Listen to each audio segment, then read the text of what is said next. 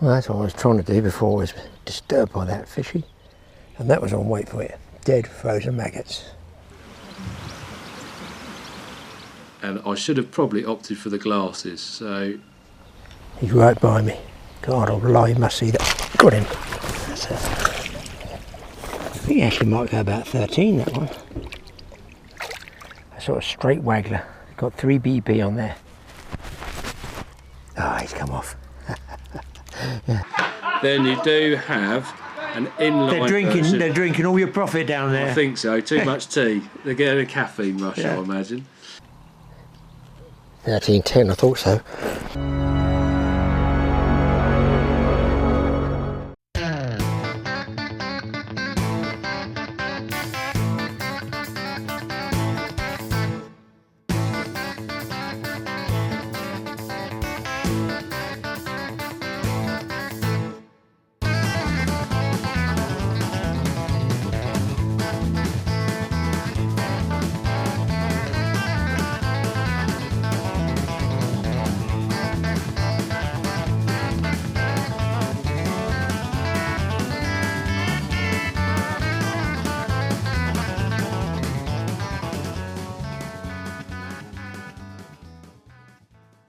Well guys, I drove all the way to Stockbridge this morning, and fishery down there is just rammed. I thought I can't fish, there's just too many anglers opposite each other.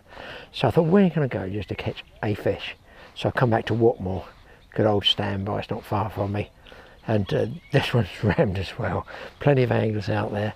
A little bit quiet at the moment, so it's a bit of a banker, in as much as the fish might come in sort of late afternoon. It is now 12, no, not even 12:30. I don't think I've even been here at 12:30 before. Bank sticks won't go in, so I've got my trolley put there, the buggy, got a feeder on the right hand one, some worm on the left. I get little taps on a pellet feeder here. On the right hand one cast about 25 yards out, and the left hand one's just was a free lined bunch of dead frozen worms. This is a dubious tub of worms I had.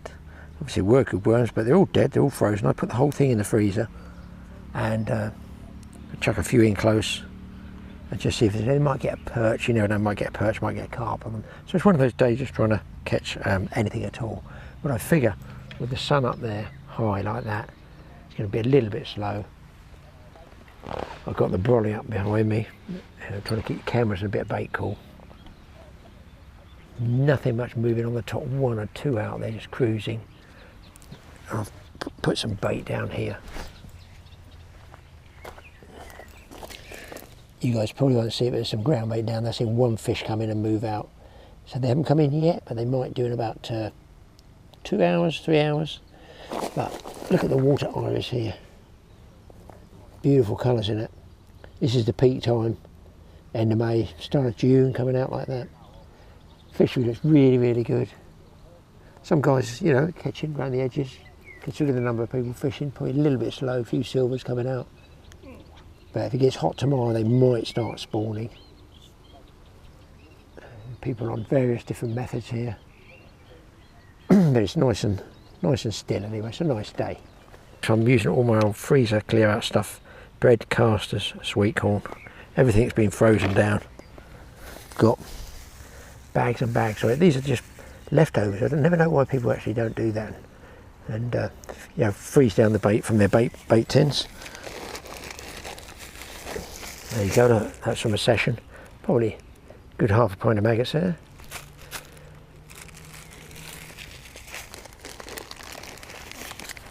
And I've got some of these different pellets, which are, I don't know if they're scretins or coppins. Don't really smell of a lot, but I'm getting a little tap on little roach and stuff like that. So I got that on a banded pellet with a feeder, and I'm just waiting for something to come in close here. In fact, I might as well put some of these down there, make sure they are sinkers. Yeah, they're sinkers. I think we'll put a good few of those in, boys.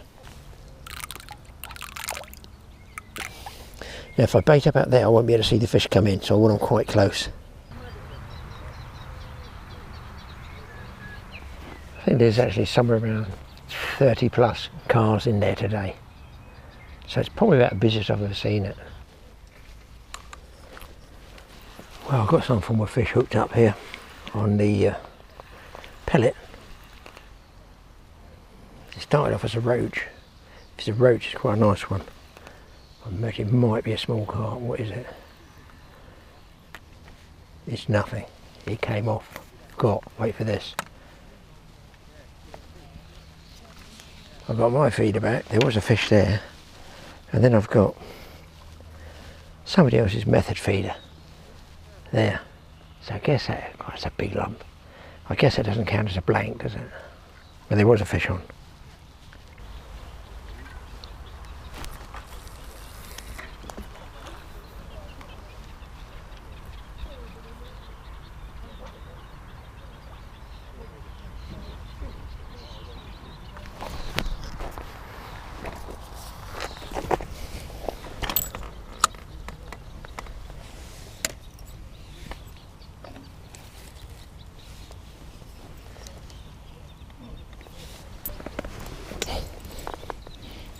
Well, that's what I was trying to do before I was disturbed by that fishy, or swim feeder.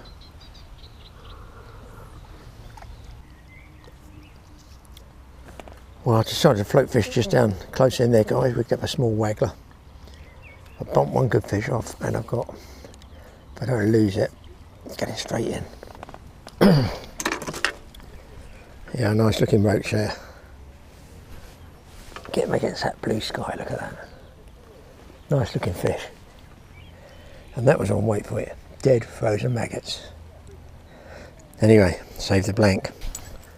These have actually stretched, as you can see there.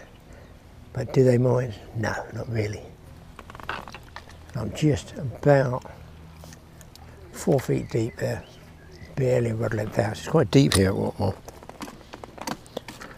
I start off with a heavier float. I've got a lighter one now, like what we call it. I call those an antenna float. You guys can see it there. And I can graduate it down there, looking for delicate bites. I've got the rubber stop there. I can change that float over, and that's exactly what I did.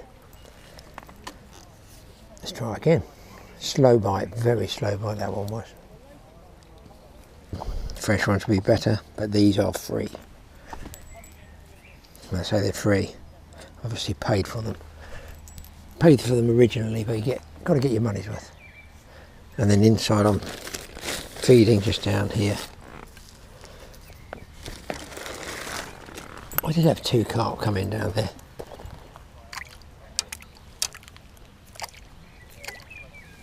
Some pellets.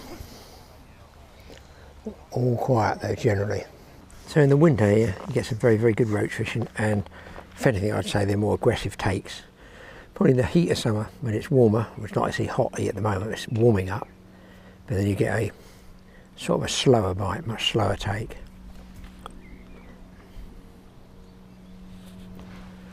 Nothing yet on the feeder. 1 fish lost. I'll give that one another cast, I think. The object of a feeder is to keep casting, and that's what I don't do enough of.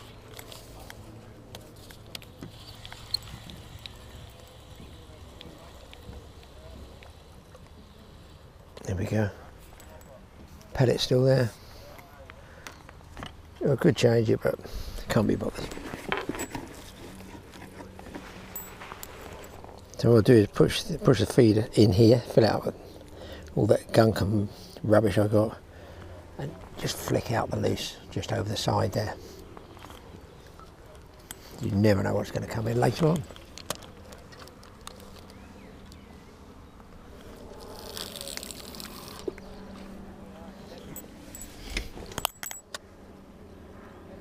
I'm just watching some colour and having a sandwich. I'm watching a little bit of colour come up there.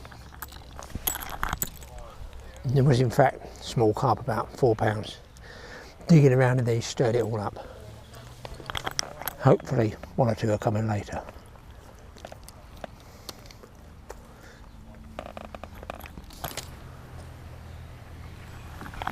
I think if I feed these dead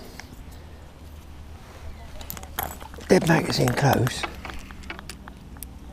there's a good chance I can get some more roach going. There we go.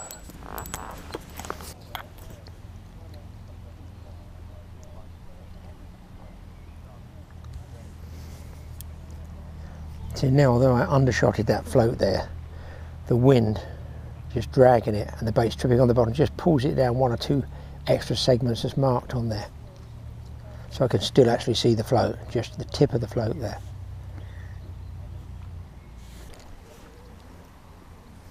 Different species, kind of small perch.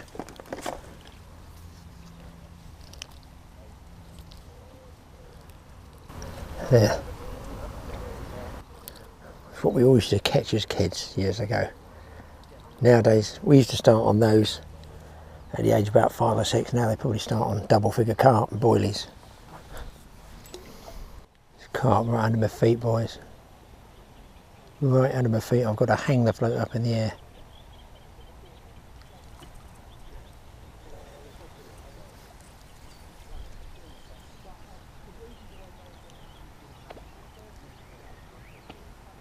Digging around down there. I can see with polarising glasses.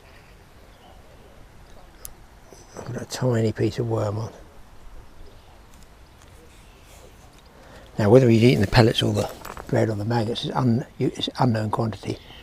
But at least they're starting to come in a little bit, showing a bit more, and that is 20 to 2.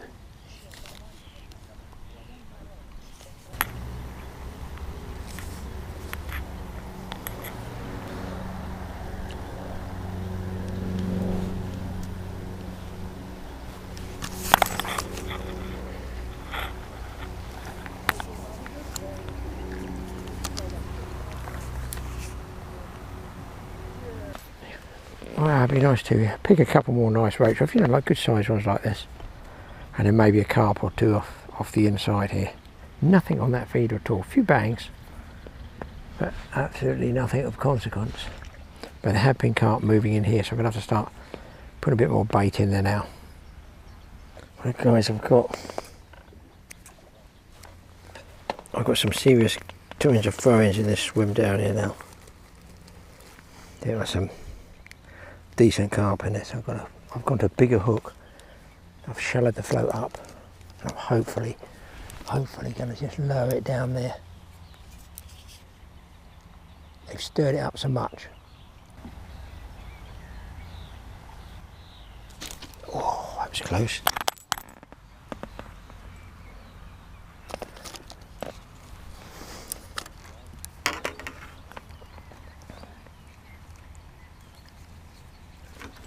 Need to work quickly when it's like this.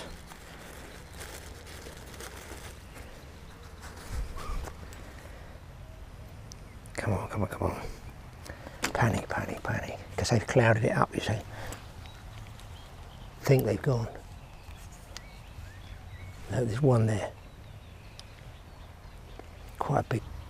What they're doing is coming in around the edges of those rushes there. And then come into the shadow line where I put most of the bait. They come in through those rushes and have a little patrol route. He's right by me. God, I'll lie, you must see that. Got him. That's it. I thought you must see it.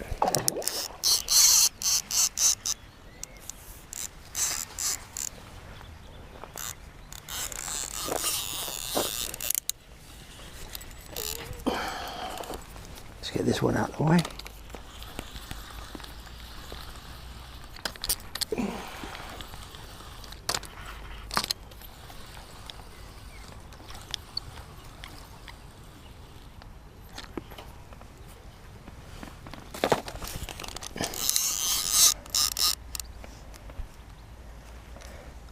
Well, that's a bonus of putting that bait down there. I've only that one perch and a couple of roach, but sooner or later, 2 o'clock, the fish come in. Mind you, I haven't got it yet.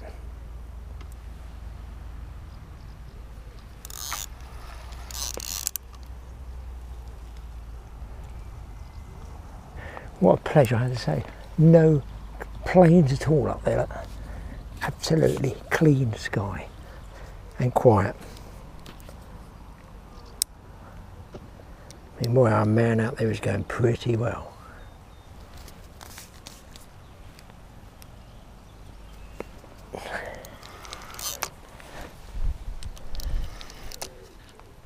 No, could be a pinger, you never know. wet the net first.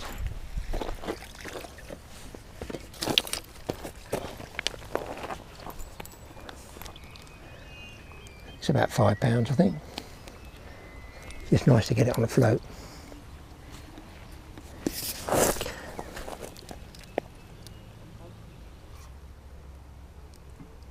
Come on, Mr. Fish.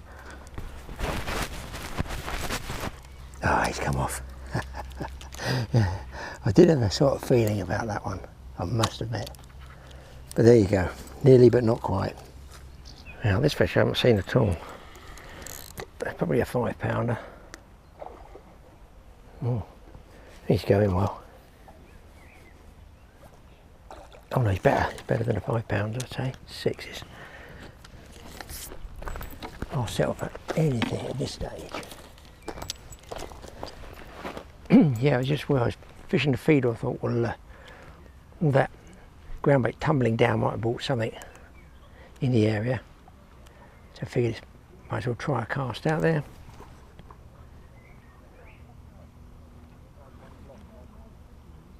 Come on, fish, Mr. Fish, roll. You just won't roll.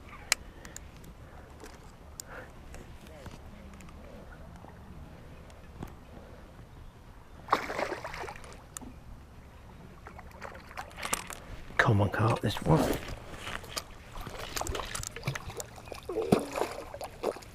And he's in. There we go. Yeah, he's all right. Yeah. So he might go about £7 a bit of luck. You put him back with the net safest.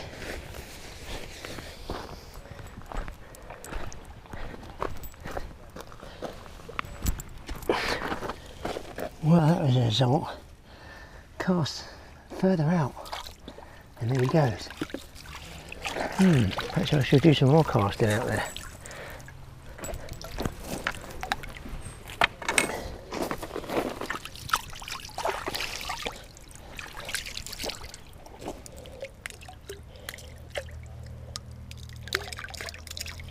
Always wash your hands off as well. A few floaters in there, casters coming up there just drift off and the wind of the roach or rod will pick those up. Right, let's try that one again. So I'll just show you the rig again. And you can see the feeder and grass. Grass can be good. Feeder, pellet. I'm just going to lob that right over there. I've gone slightly right that time to allow me to put a float in and drift it on that wind. I'll let the feeder hit the bottom. Just give it a couple of jerks, like this, 2 jerks, just to pull that feed out, straighten the trace out, and put it down. Job done. I've taken off the antenna float and got one, a sort of straight waggler. Got 3 BB on there, and I think it's about number 8. It's a bit more buoyant in the breeze out there.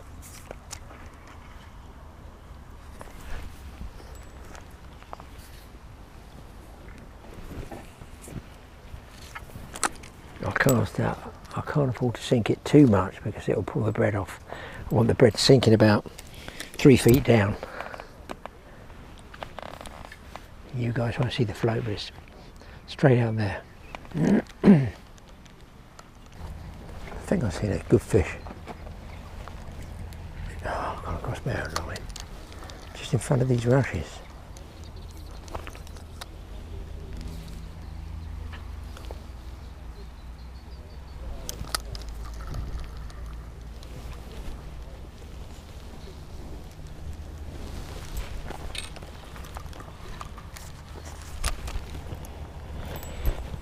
That's a shame.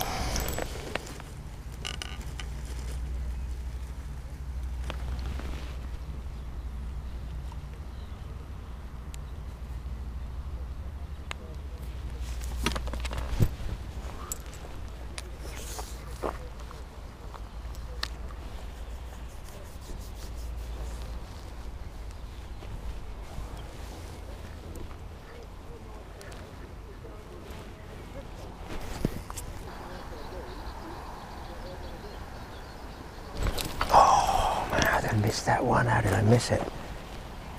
My God. So I'm fishing about 2 foot 6, 3 foot deep there.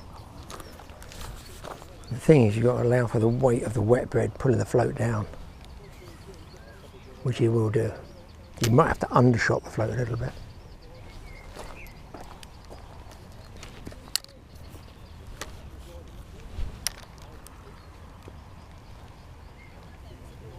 So my ground bait's over there. I'm just sort of coming, letting it drift past the inside of the ground bait where the feeder's been going.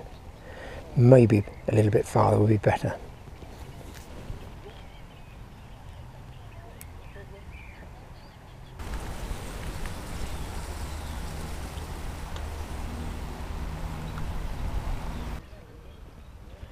This was just float fishing right in close there. I was actually just, to be honest, I didn't see the bite. I was watching some damsel flies sticking to the float, perched on the float.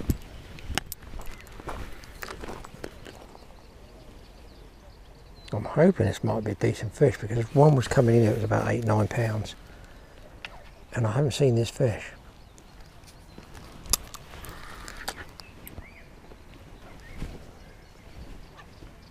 Let's have a look at it. Let's have a look.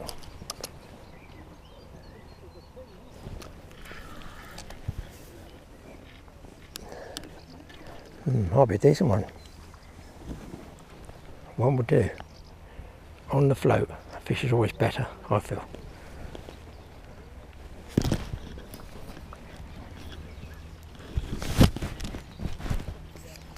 Come on, I see the float under the water keep coming up. No, I don't think it's a big one.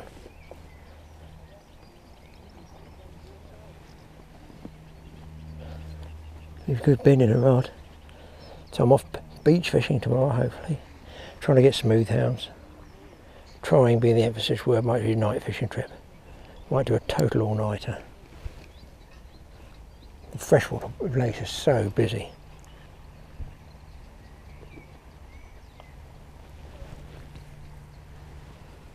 Maybe it's a bigger one. Maybe it's a bigger one, guys.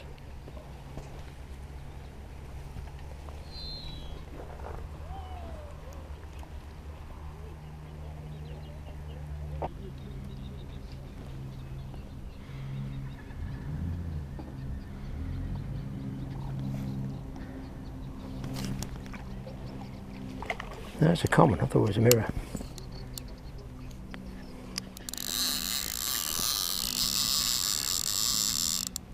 Oh,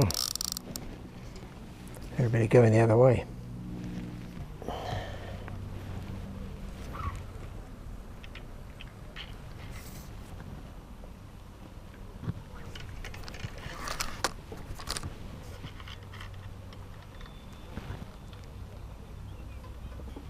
And of course, the longer the fight goes on, the more chance of the hook coming out.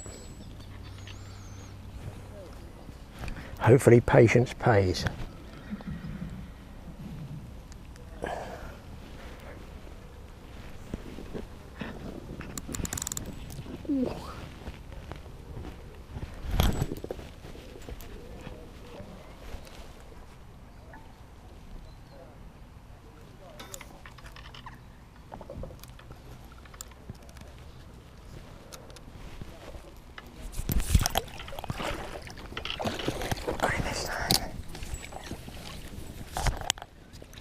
There you go, peeps.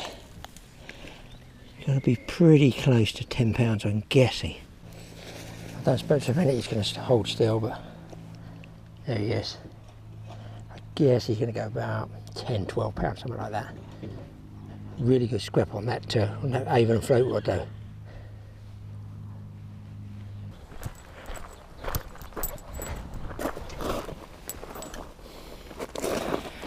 I think he actually might go about 13, that one. Long.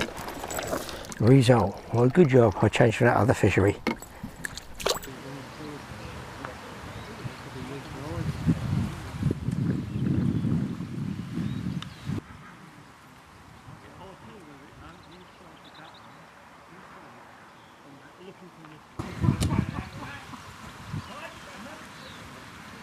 Wow, first fish up on the feeder there. I'll show you what I did in a second. I've had absolutely nothing on the feeder at all. And then I folded a piece of bread around the pellet which is an old school trick, that one. I don't think this is a really big fish, but you never know. Well, a few people have packed up and gone now.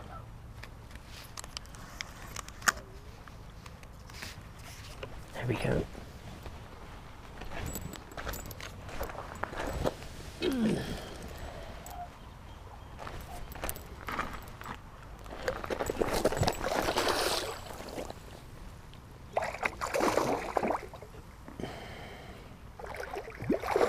Just goes to show you, still worth throwing the feeder out with a quiver tip rod. Just a bonus fish.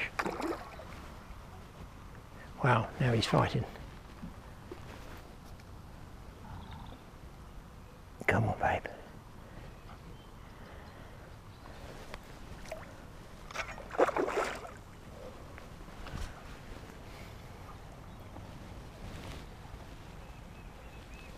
Tell you how many tons of fish these two rods have caught. Over 40 years of fishing. And filth, dirt, ground bait, grime, crushed maggots.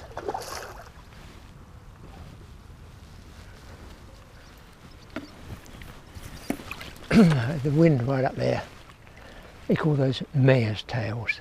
Sound like a coronavirus in my throat. I haven't brought any water with me. That's a sign that the wind's going to come from there. Yet the weatherman said the wind's going to be down tomorrow. I'd be very interested to see, because that is mare's tails up there. That's mare's tails and that's a bent rod. Come on. Stretching. I think he's in. About 6. There he is. He might go 7 actually. Let's get him back. I nearly got it in the face.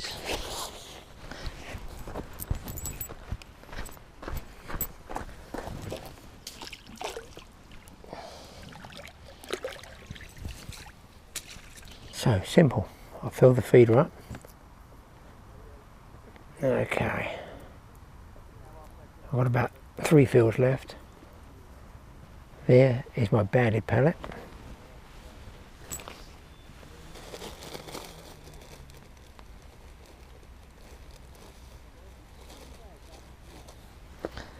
Then all I do is put a fold lightly around the whole pellet.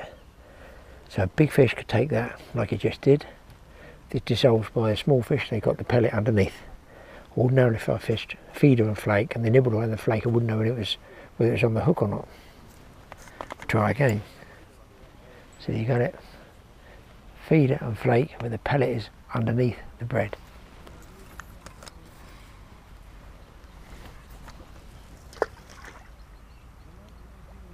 Just in the margins there. Now this time I didn't jerk the feeder to let it out. I wanted to just let it sit there, otherwise I'm going to jerk that piece of flake off. And then having wanted 3 carp and worked 3 carp, I now want 4.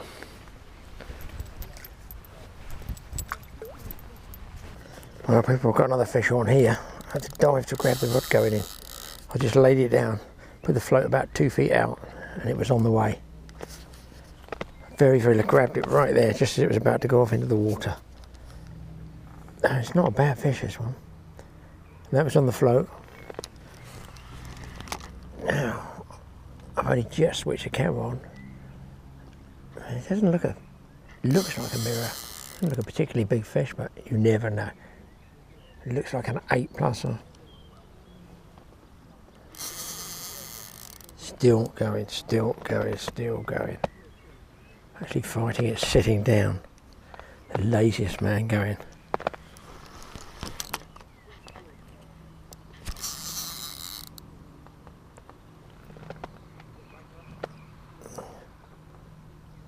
Right, here we go. Have a look.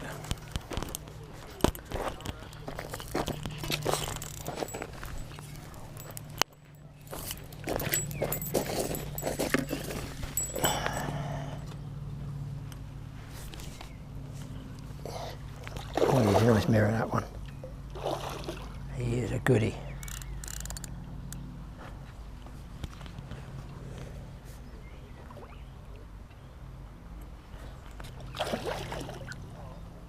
He's getting tired, he's starting to roll a little bit.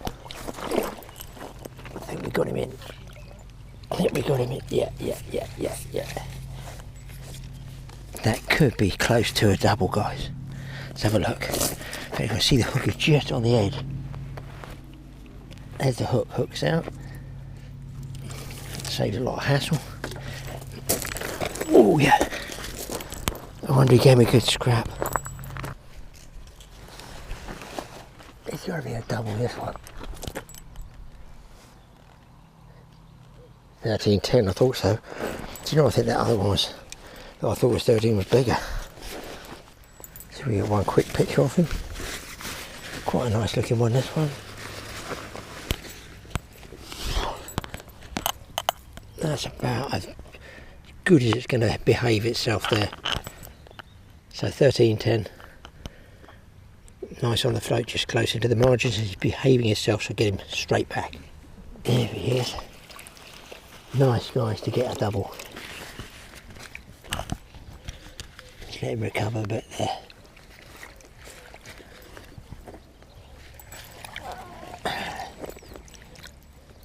And there he goes. Beautiful. Well, I'll tell you what, it's a good job I didn't go to that other fishery. Well, I did go there, but that's 2 doubles. Wow, 4 fish I know. And a roach. We're going to get another roach. I'm going to give it about 1 hour, and then I'm afraid hobgoblin's calling.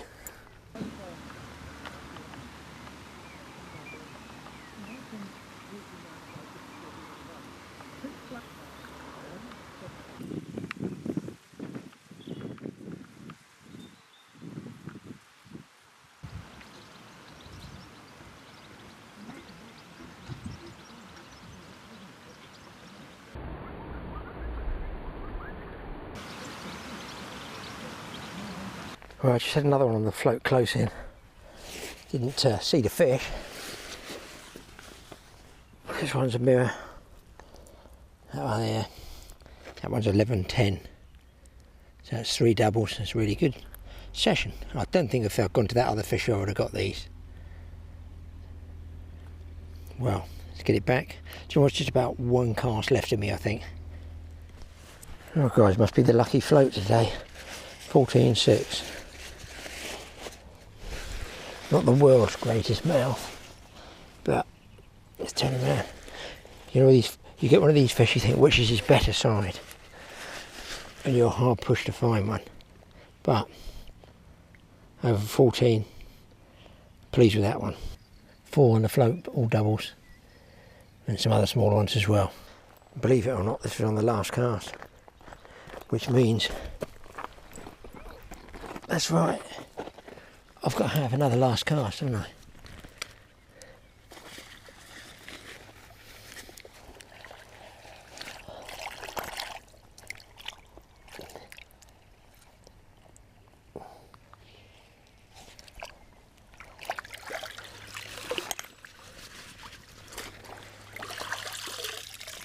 And there he goes. You're on catching them. Just down there, people, right down there. I would say 2 to 3 feet out from the bank, just there.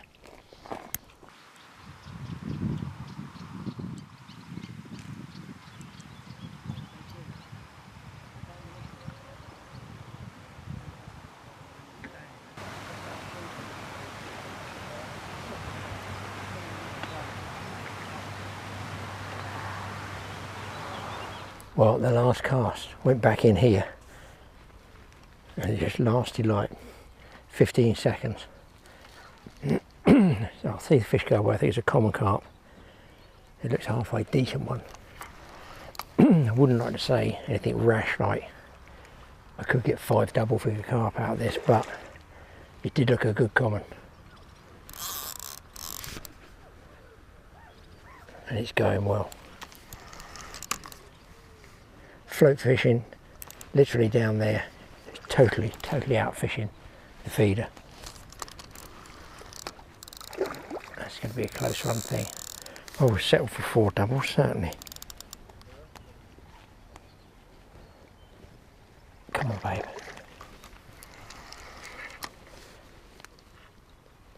And the float must be just balanced just right for that piece of big flake there. Just undershotting it makes a difference. Especially in my eyes, I can see it go then.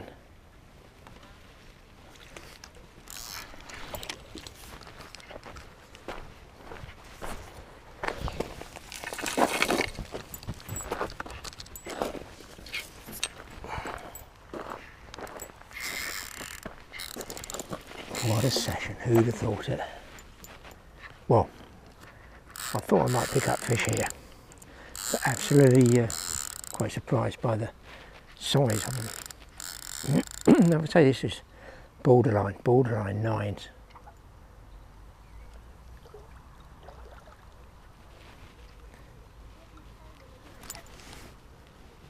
Oh dear, come on fish. It just won't roll over here at Watmore. It's because it's very deep water. Just out here is really deep. So it's cool, so they're all fresh and sparky. They don't give up.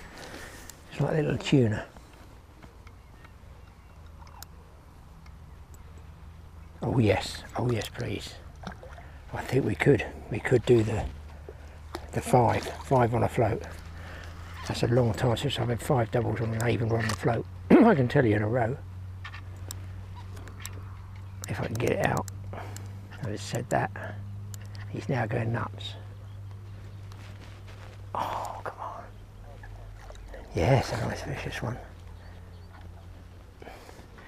They get in so close, you can get them into about 2 rod lengths out, and they just start digging and scrapping.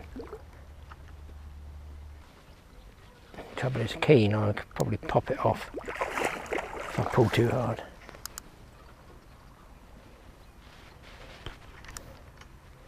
He's not having it, just will not roll. That might be my chance. I got him.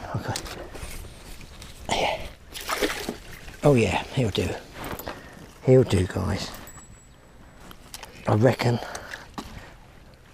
What the hell have I got? Here, tangled up.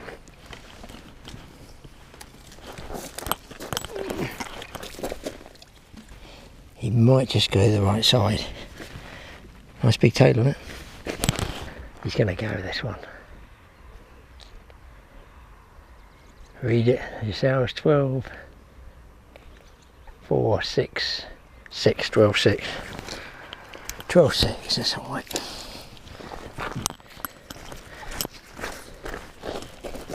There we go. Now we can see this one because I've got both hands through the head cap. Here we go. £12.6. The saying is, sweet, 5 doubles. Yeah, pretty well an afternoon.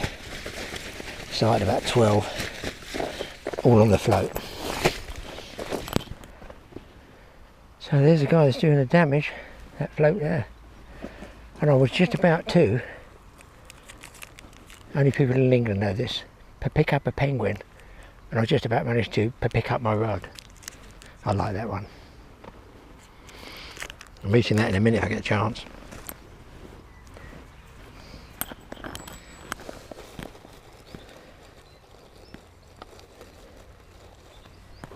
You've just got to fold that flake around the shank of the hook. I've showed this many times before. So it sinks to the bottom. But can you see that there? Pinch the eye and just leave this a little bit fluffy so it sinks. My God, well due a bit of my throat. And I'm just letting it fall off the hook, you stupid boy.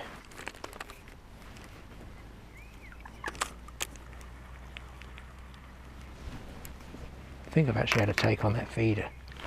So I'm using a bed. Obviously I'm out of ground bait. All this is just all dead frozen maggots, red, white mixed. Look, you can see when I'm throwing it, guys. I've got my rod sticking 1 foot off the end of the pontoon there. And they're just, and obviously I'm sitting well back, I'm on the grass.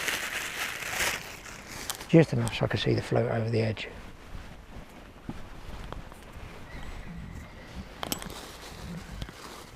That'll be my last throwing in session. I've got no more ground bait for this. What I can do is fish with a pellet and a piece of bread on there. Right. I'm going to eat this paprika pumpkin that's melted.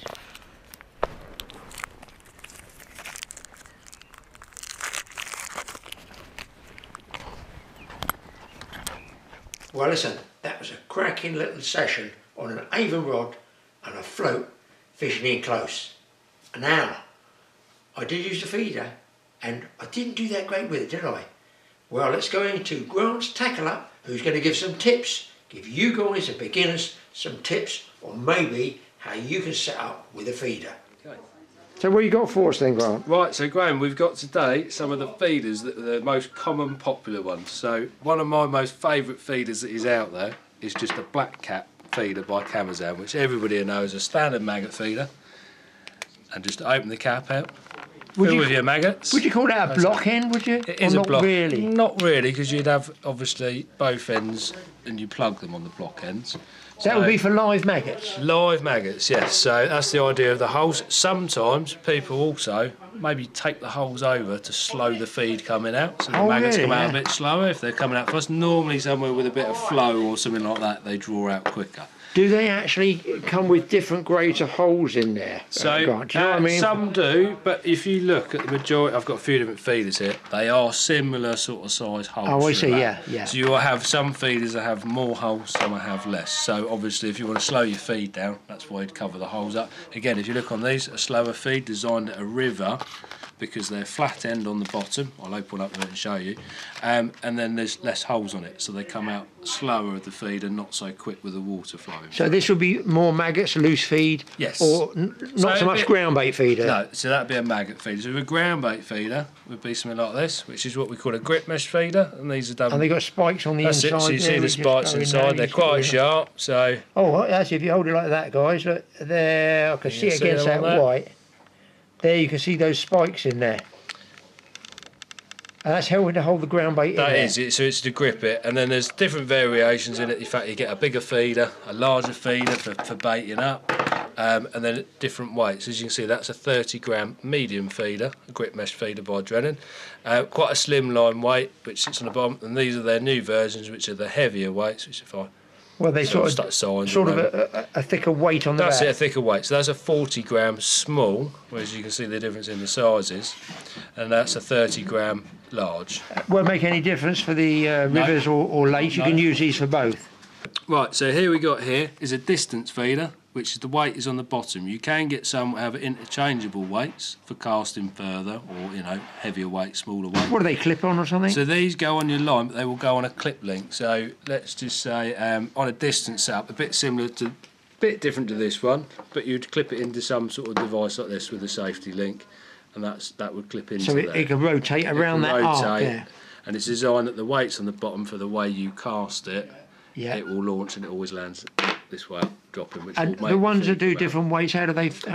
Yeah, so how they change on the other interchangeables, the weight itself will twist and pop out. Oh, twist and lock. Twist and lock, that's it. So, and then you push it back in. So you get a couple of variations in weights, whether normally 20, 30, 40 grams are your popular weights in fishing locally. Really. Is this a fairly modern type of feeder? I've not seen one. Yes, so they've been around probably 20 years that I know of. Oh, really? More specialist for the match guys fishing bigger reservoirs, things like that. Not necessarily a reservoir, but bigger, longer chucks, should we say. So this is one of the sort of smaller types that do go a lot bigger than that. Yeah. Another variations of feeders we've got, so flat feeders, and I suppose these are block end feeders. They're just a big oval feeder, nice and open. So this is a swivel version that slides up and down the line, just on a feeder link. Again, maggot feeder, quite large, and they're designed flat to sit on the river bed so they don't flow away. So this one, the line's coming around the outside, That's it, but they must be inline. Would you call them inline feeders? That's not an inline one. That is just like an attachment off there. The idea of it having a stem is just to give you a bit of a standoff from obviously your main line, so it's a bit of a boom effect if you like. Then you do have an inline version. They're drinking all your profit down there. I think so, too much tea. They're getting a caffeine rush, I imagine. Right, and then you've got this version, which is an inline version of the same feeder, which is just for different hooking points. I mean, I've found for myself, fishing on the rivers for the chub, short hook links, straight out of there, you literally feeding off it. I found that to work very well on so that goes to the rod, just comes to the hook? Through, yeah. Would you, you're going to have the little rubber pinching sleeve like you do on bolt rigs or carp with that, would you? No, see, so this actually... Oh, it's got it. That's got there already. Oh, so that does pop up inside, so you tie your main line onto... You thread your line through here, straight through there. So it's pinched, tie your main line. It's pinched, yeah. So that little rubber grommet essentially sits in there and works like a semi-bolt rig. I've got it, semi-bolt rig. Semi-bolt rig, so it's not full on, but it's just gives you something. If you fish with that, would you have to fish with a hair rig bait? I wouldn't feel right with a piece of luncheon meat, because they're going to tug it and they're not going to give me a bite indication. So generally, I would fish a maggot setup on that if I was fishing a maggot feeder, to be fair. But on the rivers and that, the bites you get out of that, you will get. You're aiming for a bigger fish with a feeder line on a big river. He's off with the feeder and everything. Off with the feeder the lot. As soon as it turns in the flow, you'll get an indication on your rod. Normally zipping out the stand and nearly off down the road. Okay. So, but your standard maggot feeder for your general lake fishing, I would say, on the beginner side of it, would be your Camazan black caps, and this is the sort of style we use. And that's a regular, so people know a running ledger. A running ledger, or a running feeder this time. So it's just on a link that slides back and forwards, which is nice and easy. So there's no bolt rig or anything like that. Does this come with the actual black cap? Does it come with this very large? Look at the size of the ring there, guys. Put it against there. That's it. So what's the idea behind that? So free flowing. So it's less resistance on a smaller link. I've got you. Yeah. So and the stop for that you have to use. The stop there as well. So this is actually these come as a set. So you get a stop swivel bead. Okay. So what this does is this bead, this swivel, actually houses inside this bead, which is quite neat. Oh, I see. Yeah. So you just thread it through. You got a thin end, a wider end this end. Tie your knot on, and then when you pull it up, it pulls up inside there. It keeps your swivel nice and straight. And then this is what we call a run ring, as you can see that. So this you purchase on top of that. On top of that, These don't come with it. They just come with a swivel. It just comes with it. There's no reason you cannot fish that straight on your line. The advantage of this is, with the attachment, being able to clip the actual feeders on and off, I can change my feeder when I'm fishing without changing my setup. So whether I wanted to change you want to go bigger one, to a heavy because you're not holding the bottom, or I want to get a bit further distance, we can do that. Another type of feeder is just your standard Drennan maggot feeder. Weighted one end just so it flies straight. Very good, just popular feeder. Just another range of maggot feeder. There is so many different types out there. But pick and choose your choice, really. Yeah. I've not seen these before, so that's something new on me. Those for if you get fish that are a little bit twitchy on resistance. Yeah, resistance. So people use them also for like perch setups, things like fishing worms, because there is, as you can tell, there's no resistance on that other than to your rod tip. Got it. Okay, we've got some other slightly different versions here. So these are a feeder bead, a lot thinner, come with a PTFE bush inside. And then what you would do again, you would feed your main line through this very small little hole. You might be able to see there on the camera. Yeah. And then again, you'd have some form of stop. I mean, I've been quite inclined in using a lot of this stuff now, which are rubber stops on wires. So once you pull them up on the line, they just grip. So a bit like some of you guys might know as a ledger stop. Are they adjustable, or they're on? That's it fixed. So once you put it on, you can slide it up and down your line to where you want it to sit. So I can give you a quick demo of how they actually work. There's different types. There's small ones, large ones, chunky ones. You've got versions like that, the big gripper stops. For the senior citizens like me, do you provide the glasses to be able to see this thing and get through the hole in What I would say is we'd go with this option, would be the better one. They're small for me. We've got larger, Graeme, it's all right, you'll be okay. I'll be okay. Right, and then how these work. Oh man, I've got no chance for these. So these can be quite complicated. So you have a wire on the line. This hole's so fine that you will never, once you've used them, they're like a once use if you leave your rod set up there. So you thread your line through the wire, you grab hold of the rubber, as you can see it's now gripped. Yes. and it's bending over, and you pull it over. You would struggle on very heavy line because it would get stuck and wouldn't want to come onto it. You just give it a gentle wobble, and now this rubber stop is now stuck onto my line. Oh, really? I can move that to wherever I want it to sit. Yes, make different lengths of hook Yeah. link. So you can use these as well, also for setting up your floats without having to clamp a shot either side. Yep. And it allows you to be able to slide for your depth changing. So these little things there, I'll show them in close up later. Yeah, so they're just called float stops generally, also feeder stops, they're called various different things, or you know. And better for your line, because I come from the era where everything was done with teeth. Yeah. And I've recently been down the road and had a little filling on. He said, "You've worn that one a lot, Graham." I said, "Yeah, that's the one that I always cut the line with." Yeah, that's your but line. those days are gone now, crushing shot and things. Yes. So these will save your line, won't they? Because there's nothing worse than pitching a shot too hard and then you bust a fish off and wonder why. Yeah, and I mean, the other idea I use these are, so you don't have to use, that's one version, obviously, the swivel stop bead. This is another version to keep it a bit finer, but we're going to have a go at threading this now in front of it. It's more of a guesswork than anything. Imagine trying to rig this up when you've got an 18-pound carp that's just boiled in front of you. It's all a bit exciting. I might need my scissors, so I think I might even fail. And we're going to cut the line with a pair of scissors and not my teeth. And I should have probably opted for the glasses, so I find sometimes I've got to put an angled cut on very small ones. that's exactly even on what the I've done there, an angled cut, as you know. So now that feeder bead is on my line, and now that is my stop. I see that. We just hold that right there. Lay him down there on the floor, on the that's it. Now people can see it there. Oh, If I just zoom in on that there, you can see, right, I'm right on it. You can see the actual rubber stop there, and the bead with a link on it, enabling you to change just there. Flow. Yeah. You can see how small it is by. What we can do is so the idea of this is called a safe link. People call them snap swivels, all sorts, but they are called a safe link. Click that on, we'll just put a feeder on there, as you can see.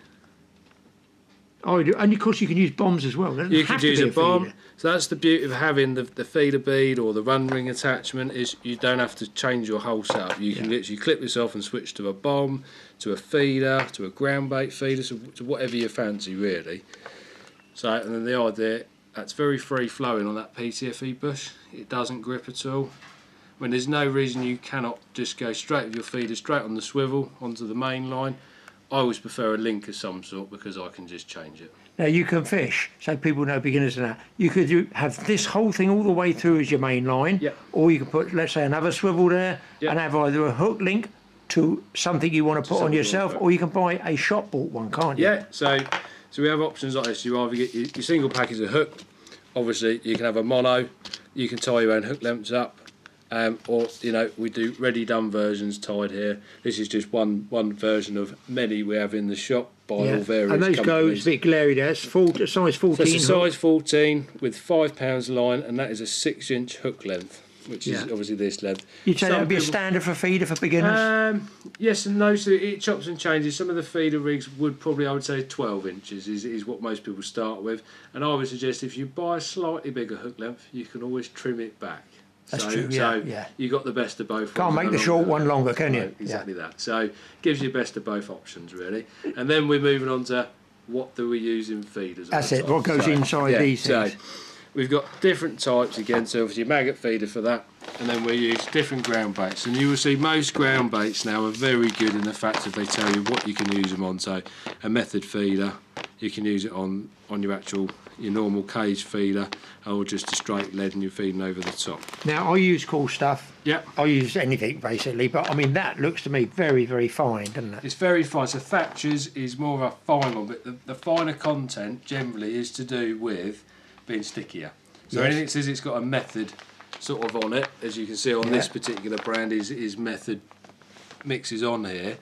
It will show a picture of that, and it's a bit sticky, more sticky to stay on the line, which then essentially if you're casting further or punching harder, it's going to stay in your feet. Would you, these are all dark, they're not, is that, so why are they so dark colours? So dark is very popular in the winter, because a lot of your silverfish, when they're sat over a light bed of ground bait, they are really standing out, and they haven't got as much colour. So they're worried about things like pike and maybe things perch. like that, other predators, or even, you know, birds from the top, herons, cormorants, you know, whatever else is about.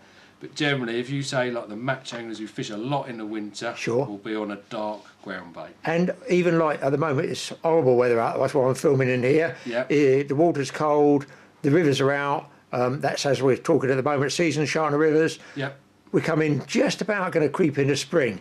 I'm going to say spring fishing is still cold. Would you say this time of year you'd be using this? Baits. I do mix stuff and up the dark myself. ones? Yeah, so sometimes I might even have a green ground bait and I might mix the dark and the green, give you something different in there with a betaine. Yeah. Obviously these are fish meal based, a lot of these. You also get others that are breadcrumb based, which is very good because you can bulk out your feed with it and it fluffs up more of your ground bait. Sure.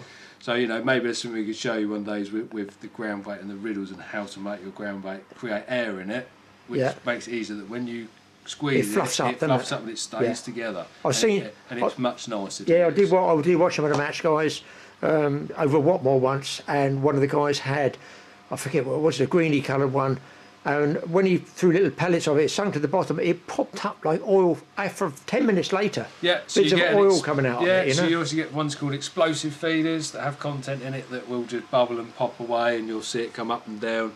Especially if you chuck ground bait on the edge, you'll generally see little rings popping on the surface, and that is your ground bait breaking up and giving off sort of bubbles and stuff, which is good as an attraction, I'd say. Normally I look at it, if it's very still and it's out in, and then you start getting all the fizzing and the pop, you generally know there's fish in your swim or in the area. And you've got rakes and rakes of ground bait down there. Lots of ground baits, and we haven't even got a patch really on what is out there. I mean, on the continent, European stuff, they are all about ground baits with their fishing. It's very important to them. We're not so much here. We, you know, as the way things have gone, a lot of carp fishing, a lot of pellets now. So we're coming to the season now where we were using casters a lot for all the fishing, and it will change. It will switch within the next 2 weeks that I won't really be doing many casters. We'll slow that right down and it'll all be about pellets. Really? Is that distinct? So it's gone that much on it. But I mean, pellets are brilliant. You can't knock them. They were designed for feeding fish. Yeah. So they are a good bait. Well, brilliant. I'll just have a little scan past your tackle shop just to show people what the baits are. And listen, so people know it's not some big random sponsorship thing. We generally have tried to get a cross-section of all the different stuff which you sell for the beginners, isn't it, really? It is, yeah. So, and we will be setting up a beginner's corner in the shop of basic tackle to make life easy for guys to pick stuff. So when you come in and see all this array of stuff and it means nothing to you. Exactly. You'll have a little corner with basic rod bag, basic rod, just things that will make life easy for you to pick something out to start off. So, even some of these little rigs on a board or something you can do, so the beginners come in and say, oh, I see how it works now. It's a demonstration, So, brilliant. Well, hopefully we'll see you in another episode, and fingers crossed you give us a few more tips. Thank you very much. Well, thanks to Grant at the Tackle Up shop for giving us those tips on the various different types of feeders. There's not just the one. More important, if you go in his tackle shop, ask him to show you how you set them up, which is pretty important. The length of the hooks, if you're a beginner, you know, the length of the hook length, what breaking strain, what fish you intend catching, that makes a big difference in it. Thanks for watching this little one. Well, I hope I get as good action this coming summer. That was one when it was lovely and warm. I'll put it up because the weather's absolutely shocking outside. It's grotty. That's why I'm in there filming with Grant. We'll see you in the next one. Hit the subscribe button. TA Fishing, TA Outdoors. If you feel so inclined, hit the like button. If not, don't worry. We'll see you in the next film, and hopefully Grant's going to give us a few more tips on different rigs. Get ready for some good fishing.